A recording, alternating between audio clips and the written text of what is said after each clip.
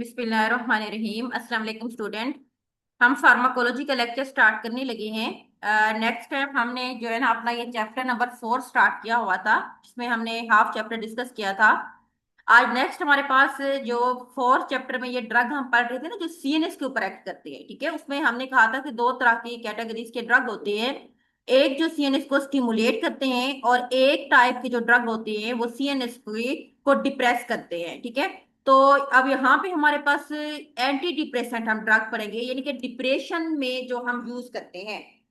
तो anti depressant कौन से होते हैं? सबसे पहले के डिप्रेशन क्या है? आपको ये पता होना चाहिए कि depression is a series of disorder. ये एक डिजीज नहीं है, बल्कि ये डिसऑर्डर है। डिजीज का जो एक कलेक्शन होता है, उसका एक मजमुआ होता है, उसको हम डिसऑर्डर्स कहते हैं।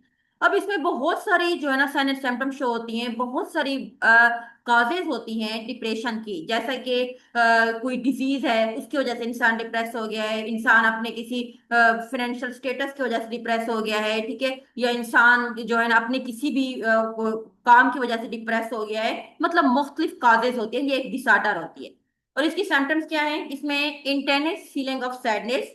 पेशेंट जो है ना वो बहुत ज्यादा गमगीन हो जाता है, यानी कि हद आखिरी हद तक, गहराई तक वो जो है ना इतना सैडनेस फील करता है, होपलेस हो जाता है।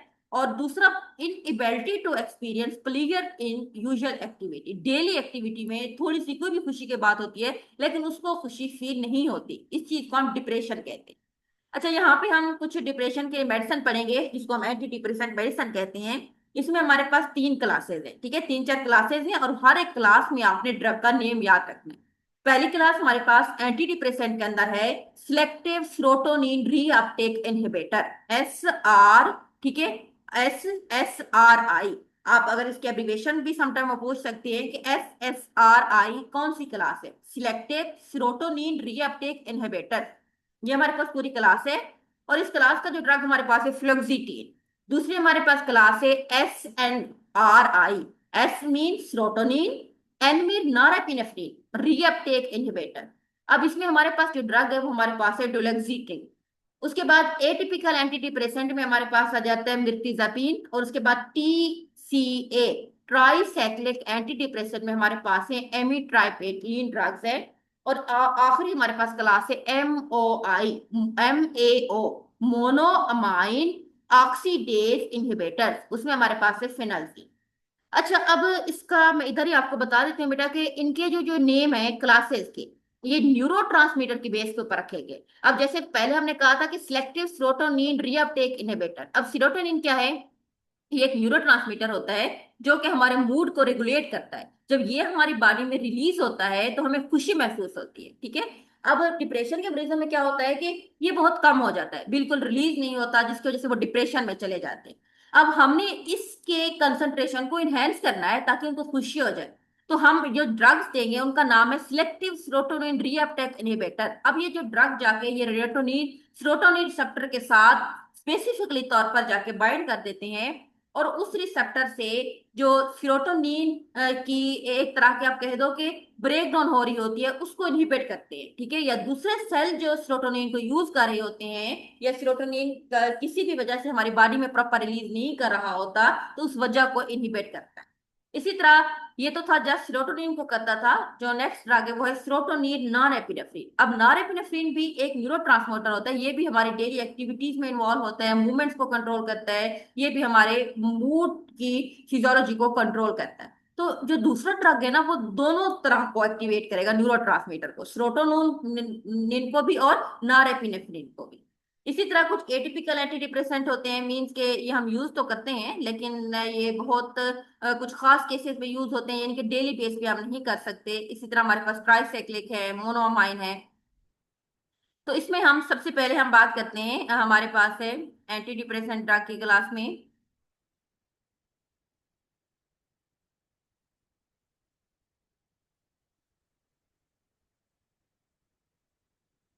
ठीक है। अब सबसे पहले हम इसमें बात करते हैं सिलेक्टिव सेरोटोनिन रीअपटेक इनहिबिटर। जो ड्रग हमारे पास है फ्लोक्सिटीन।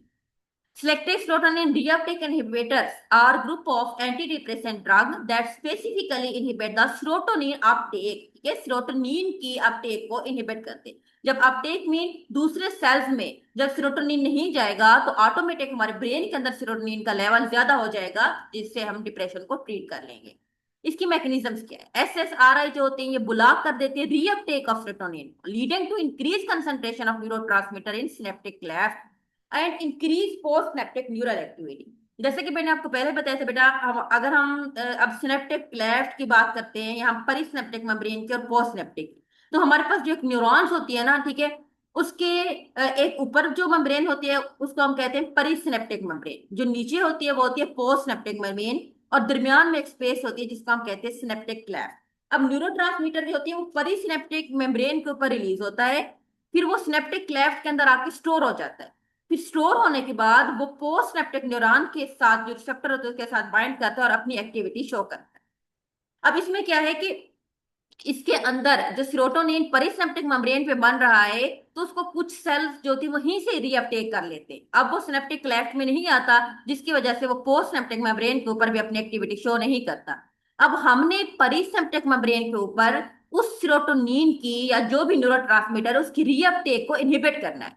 तो इस ड्रग का मकसद क्या है कि ये सेरोटोनिन की रीअपटेक को इनहिबिट कर रहा है परिसिनेप्टिक मेम्ब्रेन के ऊपर। रीअपटेक मीन ये दोबारा ऊपर नहीं जाएगा। जब ये ऊपर नहीं जाएगा तो ऑटोमेटिक सिनेप्टिक क्लेफ्ट के अंदर जो इसकी कंसंट्रेशन है वो इंक्रीज हो जाएगी। जब इंक्रीज हो जाएगी तो पोस्ट सिनेप्टिक न्यूरॉन्स के ऊपर भी इसकी कंसंट्रेशन इंक्रीज हो जाएगी, और फिर पोस्ट सिनेप्टिक न्यूरॉन से फिर वो हमारी बॉडी के मुख्तलिफ ऑर्गन्स की तरफ आता है, जिससे जो होती है फिर हमारी डेली एक्टिविटी नॉर्मल हो जाती है। थेरेप्यूटिक यूजेस क्या है? डिप्रेशन को ट्रीट करता है, ठीक है। इसके अलावा वो एंजाइटी जैसी डिसऑर्डर होती है, एंजाइटी में भी तो बेसिकली डिप्रेशन घबराहट होती है, और पैनिक डिसऑर्डर, इंसान पैनिक हो जाता है, डिप्रेस हो जाता है, कोई उससे बात करता है तो इंसान उसको रिप्लाई नहीं कर सकता। फार्माकोकाइनेटिक्स क्या है? हम इसको ओरल रूट के थ्रू देते हैं, ठीक है। ये सारे के सारे वेल डिस्ट्रीब्यूटेड होते हैं हमारी पूरी बॉडी में, और इसकी जो हाफ लाइफ होती है वो 16 to 36 आवर की होती है। इसके कुछ एडवर्स इफेक्ट हैं, हेडेक, स्वेटिंग, ठीक है, पसीना ज्यादा, इसके स्लीप डिस्टर्बेंस होती है, और सेक्सुअल डिस्फंक्शंस होते हैं। दूसरे नंबर पे हमारे पास है सेरोटोनिन नॉरएपिनेफ्रिन रीअपटेक इनहिबिटर। अब ये भी सेम है, इसमें जस्ट ये है कि सेरोटोनिन के साथ साथ जो नॉरएपिनेफ्रिन होता है उसको भी रीट अपटेक कर देता है, इनको रोक देता है, और तमाम डोज के ऊपर, मीन हम जितनी मर्जी इसकी डोज देते हैं। इसमें ड्रग हमारे पास है डोलोक्सिटीन, जो होता है वो सेरोटोनिन के साथ साथ नॉरएपिनेफ्रिन की रीअपटेक को भी इनहिबिट करता है, जिससे ऑटोमेटिक सिनेप्टिक क्लेफ्ट के अंदर इन दोनों न्यूरोट्रांसमीटर का लेवल ज्यादा हो जाता है, और एट द एंड जो पोस्ट सिनेप्टिक न्यूरल एक्टिविटी होती है वो इनकी इंक्रीज हो जाती है, जिससे हमारी एक्टिविटी नॉर्मल हो जाती है।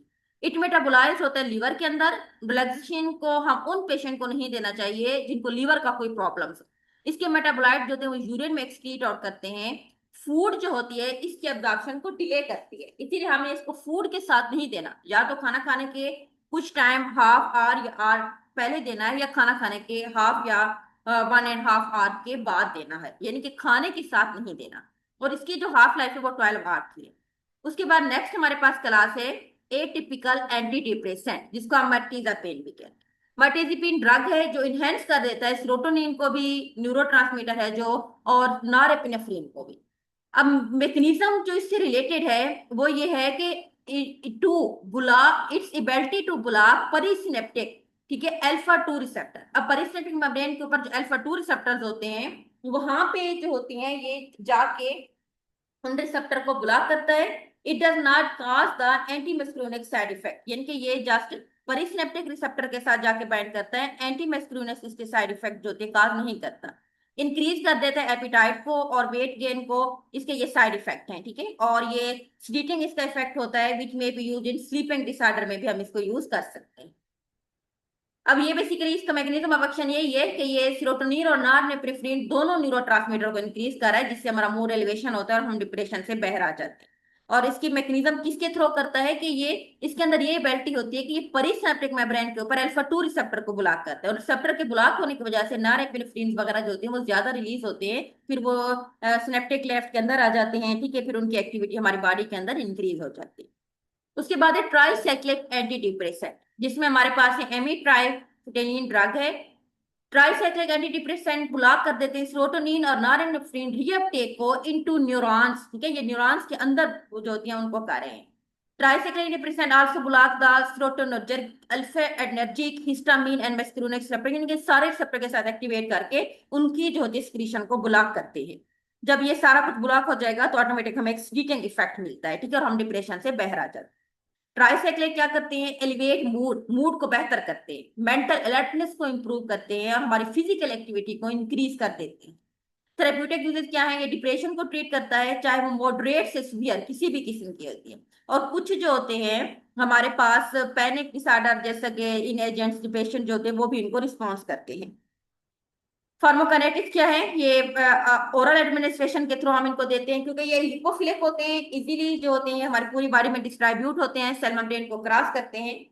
और इनकी हाफ लाइफ जो होती है वो 12 to 17 आवर्स की होती है, और ये लीवर में मेटाबोलाइट होते हैं और यूरिन के थ्रू हमारी बॉडी से बाहर चले जाते हैं। एडवांस इफेक्ट में क्या होता है, ब्लड विजन, ड्राई माउथ हो जाता है, यूरिनरी रिटेंशन हो जाती है, या इसमें कॉन्स्टिपेशन वगैरह हो जाती है। उसके बाद नेक्स्ट है मोनोअमाइन ऑक्सीडेज इनहिबिटर। अब मोनोअमाइन क्या बेटा, ये एक एंजाइम है, जैसे कि नाम से शो है, ये माइटोकॉन्ड्रिया में पाया जाता है और ये हमारे नर्व और अदर टिश्यू में होता है। न्यूरॉन्स के अंदर ये एंजाइम्स क्या करता है कि मोनो एंजाइम जो होते हैं सेफ्टी वॉल के तौर पर काम करता है, और मोनोअमाइन जो होता है वो ज्यादा जो न्यूरोट्रांसमीटर होते हैं उनकी एक्टिविटी को इनहिबिट करता है। लेकिन हमें डिप्रेशन में तो न्यूरोट्रांसमीटर ज्यादा चाहिए, इसीलिए हम ऐसा ड्रग देंगे जो इस इंजाइम्स की एक्टिविटी को ब्लॉक कर देगा, क्योंकि जो इंजाइम का नॉर्मल रूटीन में काम होता है ना, तो वो इंजाइम्स जो होता है वो न्यूरोट्रांसमीटर की एक्सेसिव जो सिक्रीशन होती है, ठीक है, एक्सेस उसको ये इनएक्टिव करता है। लेकिन हमें उनकी ज्यादा कंसंट्रेशन चाहिए क्योंकि हम डिप्रेशन को ट्रीट करें, तो हम जो ड्रग देंगे तो वो इस इंजाइम्स की एक्टिविटी को जाके ब्लॉक करेगा या इनहिबिट करेगा। मोस्ट मोनोमाइन इनहिबिटर एक स्टेबल कॉम्प्लेक्स बनाते हैं एंजाइम के साथ, increase the storage norepinephrine serotonin और dopamine within the neuron. जब एंजाइम ब्लॉक हो जाएगा तो ऑटोमेटिकली सारे के सारे जो न्यूरोट्रांसमीटर है इनकी कंसंट्रेशन न्यूरॉन्स के अंदर इंक्रीज हो जाएगी। एक्शन क्या है, ड्रग जो होते हैं वो एमओ के एक्शन को रोकते हैं और न्यूरोट्रांसमीटर एक्टिविटी को ज्यादा करते हैं। थेरेप्यूटिक यूजेस क्या है, सेम है, डिप्रेशन को ट्रीट करते हैं और ऐसे पेशेंट जिनकी साइकोमोटिक एक्टिविटी जिनके लो होती है, जिनके साइकोलॉजिकल उनको कोई प्रॉब्लम होते हैं या उनकी मूवमेंट डिसऑर्डर्स होती है, तो उसके लिए भी हम इसको दे सकते हैं। ये भी ओरल रूट के थ्रू देते हैं और ये मेटाबोलाइज होते हैं और एक्सक्रीटेड होते हैं यूरिन के अंदर। एडवर्स इफेक्ट क्या है, हेडनेस काज करते हैं, जितना भी सीएनएस के ड्रग है हेडनेस तो जो होगा ना, हेडेक जो होता है वो सबका सेम साइड इफेक्ट है, तो वो आप सब में लिख सकते हैं। हेडेक के साथ साथ स्टिफ निकनेस निक जो होती है हो जाती है, गर्दन अकड़ जाना, टकीकार्डिया, हार्ट रेट का इंक्रीज हो जाना, हाइपरटेंशन हमारा ब्लड प्रेशर इंक्रीज हो जाता है। उसके बाद नेक्स्ट ये तो थे हमारे पास एंटी डिप्रेसेंट। नेक्स्ट हमारे पास ड्रग जो है वो है न्यूरोलेप्टिक ड्रग्स, ठीक है। न्यूरोलेप्टिक्स मीन अब इसमें कुछ न्यूरोट्रांसमीटर जब न्यूरॉन्स में आते हैं ना तो उनकी कंसंट्रेशन जो होती है वो हमारे बॉडी के अंदर ज्यादा होती है, और लेकिन उसकी वजह से भी कुछ बीमारियां होती है। तो न्यूरोलेप्टिक मीन वो उन न्यूरॉन्स के अंदर जो न्यूरोट्रांसमीटर आ रहे हैं उनकी कंसंट्रेशन को कम करेंगे। लेप्टिक का मतलब होता है ब्रेक डाउन करेंगे, हम इनको एंटी स्कॉटिक्स ड्रग्स भी कहते हैं। Neuroleptic drugs are primary used to treat the schizophrenia. अब शिज़ोफ्रेनिया क्या है बेटा, ये एक बीमारी होती है, मेंटल डिसऑर्डर है, जिसमें एक न्यूरोट्रांसमीटर होता है डोपामीन, जिसकी कंसंट्रेशन ज्यादा हो जाती है। जब डोपामीन ज्यादा हो जाता है तो उसकी वजह से हमारी मूवमेंट के ऊपर इफेक्ट पड़ता है, ठीक है, और इससे हमारी मेंटली हालत जो होती है वो भी डिस्टर्ब हो जाती है, और पेशेंट जो होता है वो ओवर बिहेव करता है, यानी कि वो पागलों की तरह हंसता रहता है और छोटी छोटी बातों पे ओवर रिएक्ट करता है। ये सारे इसकी सिम्टम। तो जो अब इसमें हमने क्या है कि हमने कहा है कि ये शिज़ोफ्रेनिया को ट्रीट करते हैं। सो अदर डिसऑर्डर भी जैसा कि स्कॉटिक स्टेट होती है, मेनिक स्टेट। मेनिक स्टेट क्या है कि ये भी एक मेंटल कंडीशन होती है जिसमें इंसान को जो है ना मतलब कि मुख्तलिफ चीजें नजर आती हैं, जैसे बाइपोलर डिजीज होती है। इसमें इंसान को बाइपोलर में ये होता है कि इंसान को दो दो चीजें नजर आती हैं, या इंसान को ऐसी चीजें नजर आती हैं जो हकीकत में होती नहीं है, ठीक है। तो इसको हम जो होती है मैनिक स्टेट कहते हैं।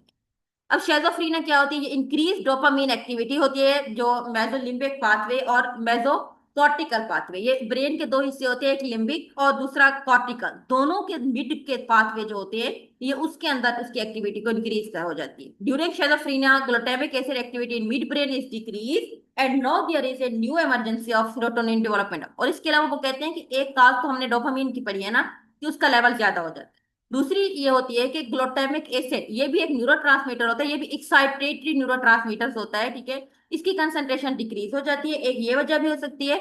और तीसरी, अब नई एक रिसर्च ने ये बताया है कि सेरोटोनिन जो होता है उसकी कंसंट्रेशन भी कम या ज्यादा हो सकती है शिज़ोफ्रेनिया के अंदर। यानी कि ये तीनों जो होते हैं, ये शिज़ोफ्रेनिया की बीमारी में जो होती हैं इन्वॉल्व होते हैं neurotransmitter, dopamine, glutamic acid and serotonin.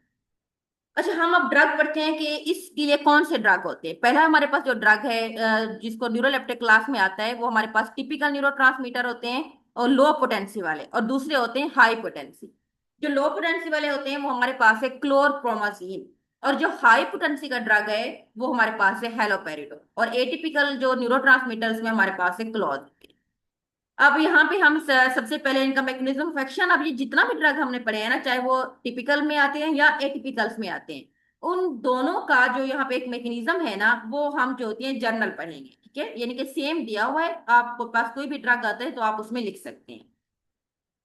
सबसे पहले इनका मैकेनिज्म ऑफ एक्शन की हम बात करते हैं, तो ये क्या करते हैं कि डोपामीन, हमने कहा था ना कि शिज़ोफ्रेनिया में डोपामीन की कंसंट्रेशन ज्यादा हो जाती है, तो ये ड्रग जाकर डोपामीन रिसेप्टर को हमारे ब्रेन के अंदर जो है ना ब्लॉक कर देती है। जब डोपामीन की रिसेप्टर जो होती है ब्लॉक हो जाएंगे, तो इसमें क्या होगा कि डोपामीन की का जो कंसंट्रेशन होगी वो भी हमारे ब्रेन के अंदर भी और पेरिफेरल ऑर्गन के अंदर भी कम हो जाएगी, ठीक है। और जब वो कम हो जाएगी तो ऑटोमेटिक उनकी वजह से जो भी डिजीज होती है उसको हम कवर कर लेंगे।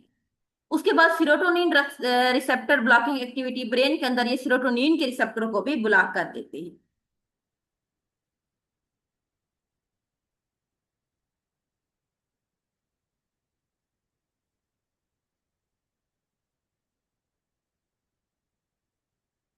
अच्छा, नेक्स्ट हमारे पास है बेटा अदर इसके एक्शन क्या है, एंटी स्क्वाटिक एक्शन होते हैं।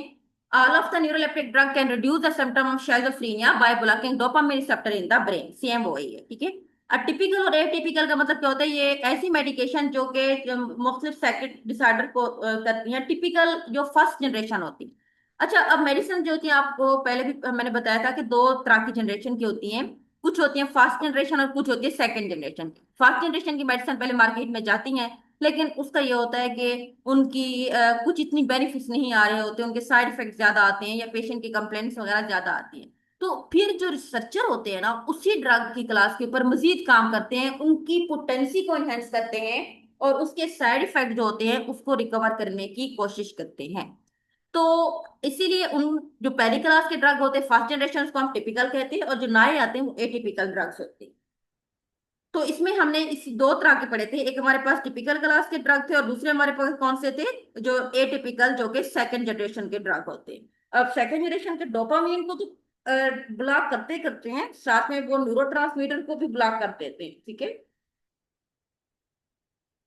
लेकिन जो हमारे पास एटिपिकल होते हैं फर्स्ट जनरेशन के ड्रग्स होते हैं, वो खास तौर पर डोपामिन को बुला कर, यानी कि जो फर्स्ट जनरेशन के होते हैं, जो टिपिकल ड्रग होते हैं, उनका जो मेजर इफेक्ट होता है ना, वो डोपामिन की कंसंट्रेशन को डिक्रीज कर रहे होते हैं शिज़ोफ्रेनिया के अंदर। लेकिन जो एंटीस्कोटिक्स के अंदर हमारे पास एटिपिकल होते हैं, उसके साथ साथ सीरोटोनिन, नॉरएपिनेफ्रिन वगैरह इस तरह के ड्रग को भी ब्लॉक कर सकते हैं।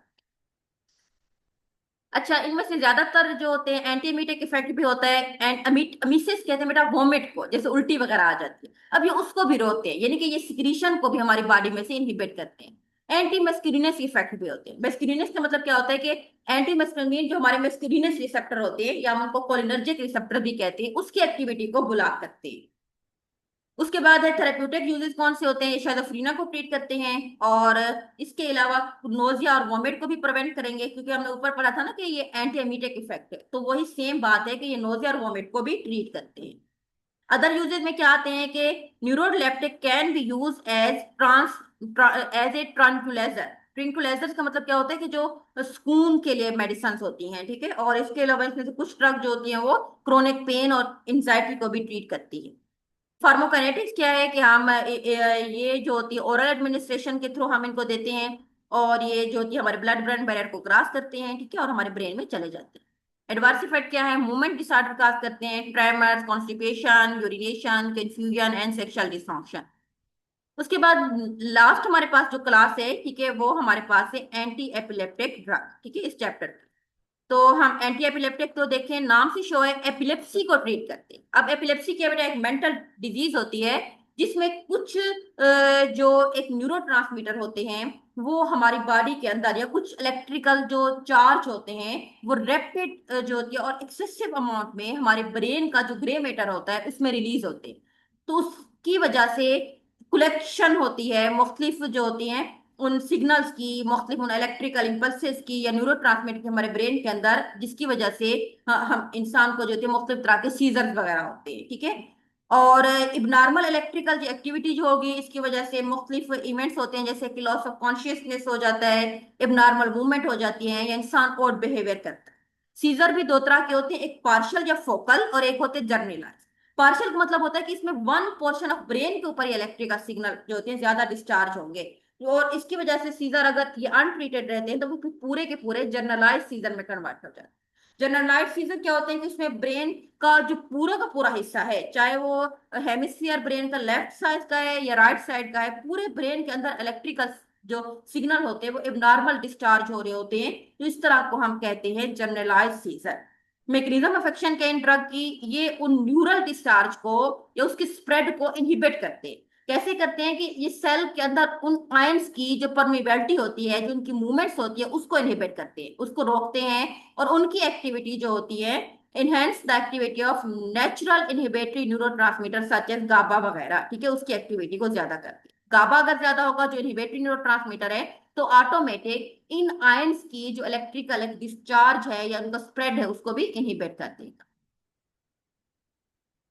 अच्छा, एंटीलिप्टिक में हमारे पास ड्रग कौन से बेटा, बेंजोडाइजिपीन है, या हम पहले भी पढ़ चुके हैं, जो गाबा रिसेप्टर के साथ बाइंड करते हैं और इनहिबिटरी इफेक्ट देते हैं। और हेप्नोटिक जो होती है आर्टिफिशियल जो होती है स्लीप इंड्यूस करते हैं। दूसरा है गाबा एनालॉग। गाबा एनालॉग मीन ये गाबा जैसा इफेक्ट देते हैं, उसके रिसेप्टर के साथ बाइंड करते हैं और उसके एक्शन को इनहेंस कर देते हैं।